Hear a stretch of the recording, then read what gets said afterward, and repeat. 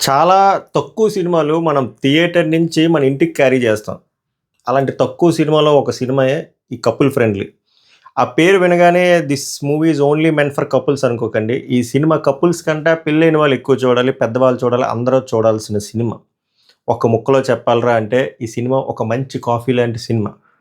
మీరు మార్నింగ్ లేవగానే ఒక మంచి ఫిల్టర్ కాఫీ తాగితే ఒక హై ఇస్తది. ఆ డేకి కావాల్సిన హై.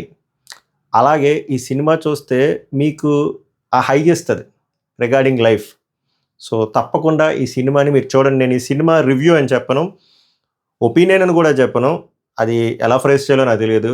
ఇది నా ఎక్స్‌పీరియన్స్ అనుకోండి. సో, నా ఎక్స్‌పీరియన్స్ చెప్పడం కోసం ఈ వీడియో చేస్తున్నా. ఎస్పెషల్లీ ఒక విషయంలో నాకు బాధ అనిపించింది.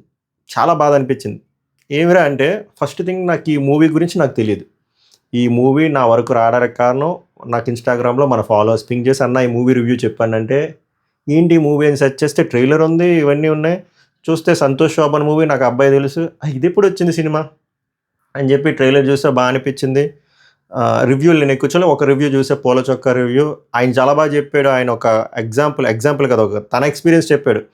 4 కిలోమీటర్స్ పార్క్ అవే బండి పార్క్ చేశాడు. Due to some XYZ reason. Cinema చూసొచ్చిన తర్వాత మర్చిపోయి ఆలోచించుకుంటూ 4 కిలోమీటర్స్ నడిచాడని. నాకు ఎందుకలా చెప్పాడో కూడా అర్థమైంది. ఏం ఎక్స్‌పీరియన్స్ చేశాడో ఆ అబ్బాయి. నాకు మూవీ చూసిన తర్వాత నేనేమి అలా మర్చిపోలేదు గానీ, ఇంటి వరకు డ్రైవ్ నేను ఒక్కడినే ఎళ్ళా ఈరోజు. ఆఫీస్ ఉంది. Client holiday. US client holiday. So, 5:30కి ఖాళీ ఉంటే ఒక్కడినే ఎళ్ళా. ఎళ్తే థియేటర్‌లో ఎవరు లేరు. హార్డ్‌లీ 2 రోస్ ఫిల్ అయ్యాయి. GSM mall. హైదరాబాద్‌లో ఉన్నోళ్ళకి అర్థమవుతది. మదీనాగూడ దగ్గర. ఎవరు లేరు. చాలా బాధాకరమైన విషయం అది. అంత మంచి సినిమాకి జనాలు లేరు. అంటే నాకు తెలీదు నిజంగా దీనికి పబ్లిసిటీ ప్రాబ్లమ్ అయిందా? లేపోతే ఏం ప్రాబ్లమ్ అయిందో నాకు తెలీదు. ఈ మంచి సినిమాని ఎందుకు గుర్తించట్లేదు అనే బాధ ఎక్కువుంది. నా నా సైడ్ నుంచి ఇది ఒక ఉడత సాయం అనుకోండి, ఏదైనా అనుకోండి. ఈ ఎక్స్‌పీరియన్స్ ఆడియన్స్‌కి తెలియాలి.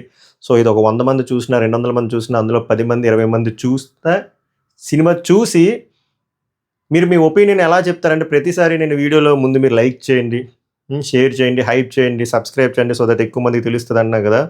హానెస్ట్‌గా నాకు తెలీదు యూట్యూబ్ ఎంతమందికి వీడియో రికమెండ్ చేస్తదో నాకు తెలీదు. చూసిన వాళ్ళకి టైం ఉన్నప్పుడు దయచేసి సినిమా చూసిన తర్వాత నేను చెప్పిన అనుభూతి గాని మీకు అనిపిస్తే అప్పుడు మళ్ళీ ఛానల్ రీవిజిట్ చేసి అప్పుడు లైక్ చేయండి. అప్పుడు హైప్ చేయండి.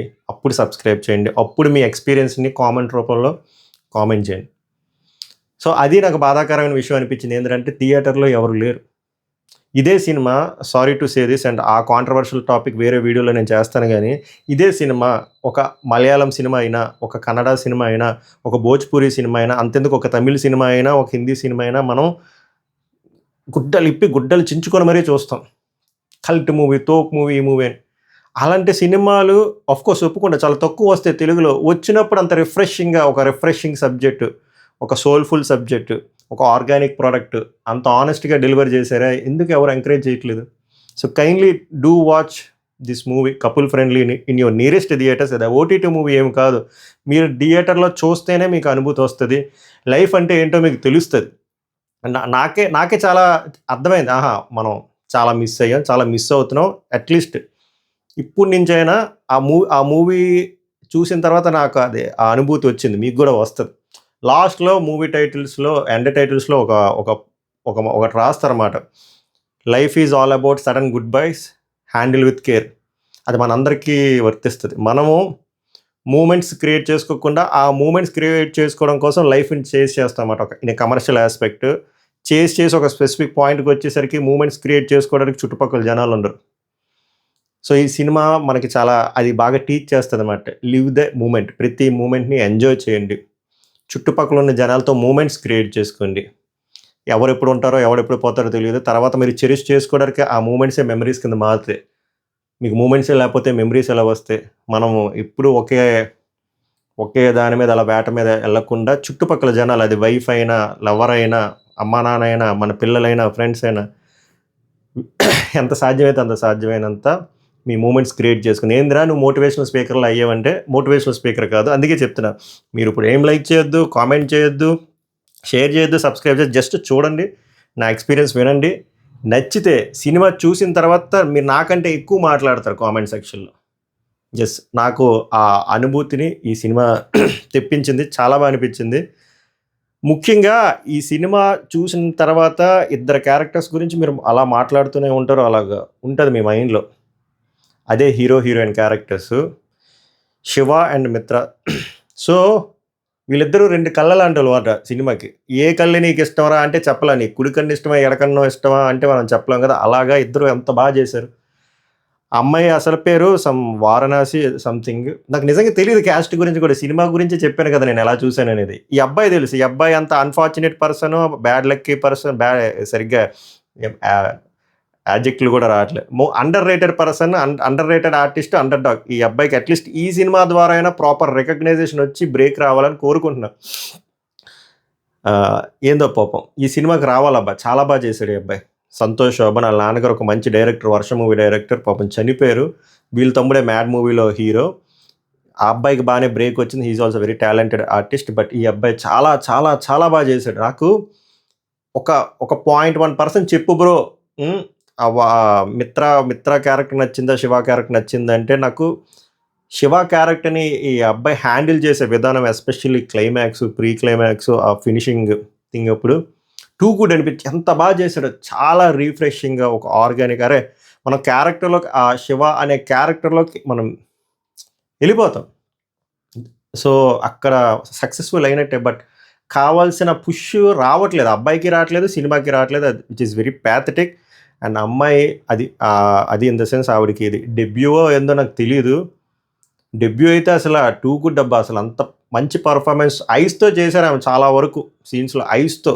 అది ఒక డెబ్యూటెంట్ ఇంత మంచిగా అట్‌లీస్ట్ తెలుగులో డెబ్యూ అయినా అనుకుంటున్నాను నేను. డెబ్యూ కాపోయినా కూడా ఒక 10 సినిమాలు చేసినా కూడా చాలామంది ఆర్టిస్టులకి ఆ ఐస్‌తో చేయడం రాదు. బట్ అమ్మాయి మెంటల్ హువా.